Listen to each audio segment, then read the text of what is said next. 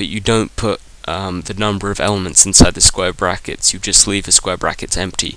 You still have to put those square brackets in, otherwise C++ thinks you're just talking about a single value like this, because this, we all know, is just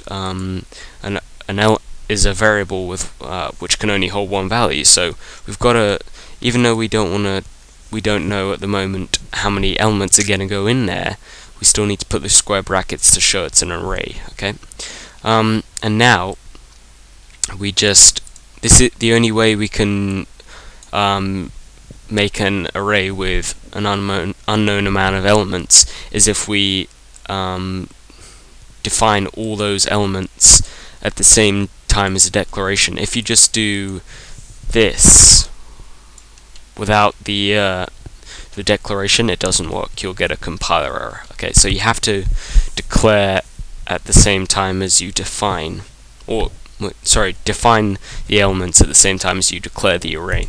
Okay, so here this will actually create an array called unknown size with 4 elements. So unknown size 0 through to unknown size 3. Remember, because of that 0 offset.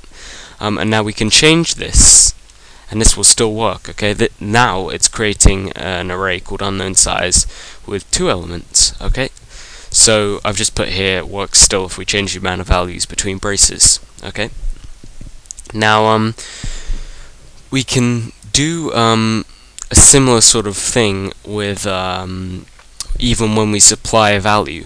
What I'm actually doing here is I'm making a new integer array called myIntegerArray2, and saying it can hold 5 elements. Okay, and then I'm assigning it some of those elements some values.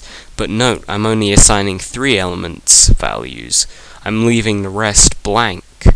And this is possible. It works perfectly fine. If we just run this count statement on the array, let's have a look at what we actually get. So we get those values we input ourselves, 1, 2, 3, and then the rest of the elements are just 0. Okay, and 0 is actually the same as null.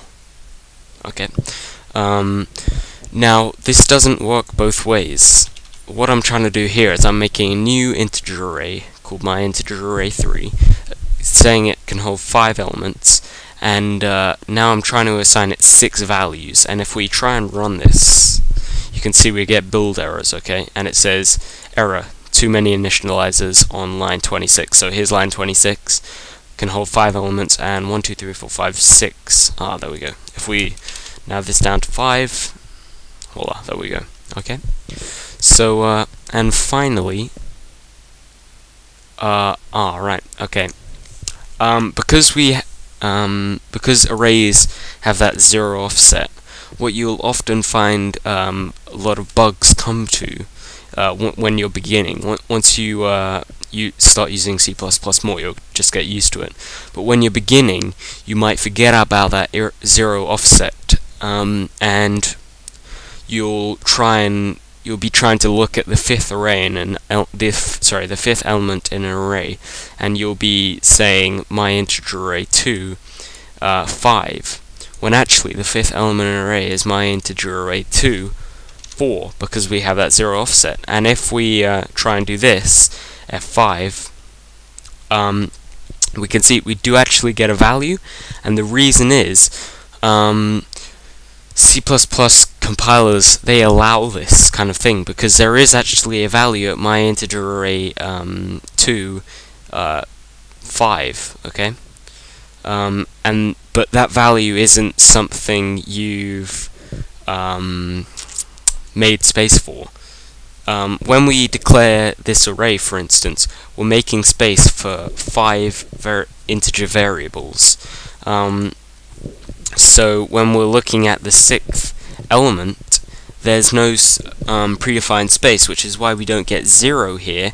We actually get a number that's being used inside possibly C++, or in a very rare case inside our actual computer, and in some cases this will just crash the program immediately. Sometimes your program will continue, but it might crash later in, and sometimes I think it can even crash your computer. So and that's the problem. The problem is that compilers will compile this because there is a value at myIntegerArray25.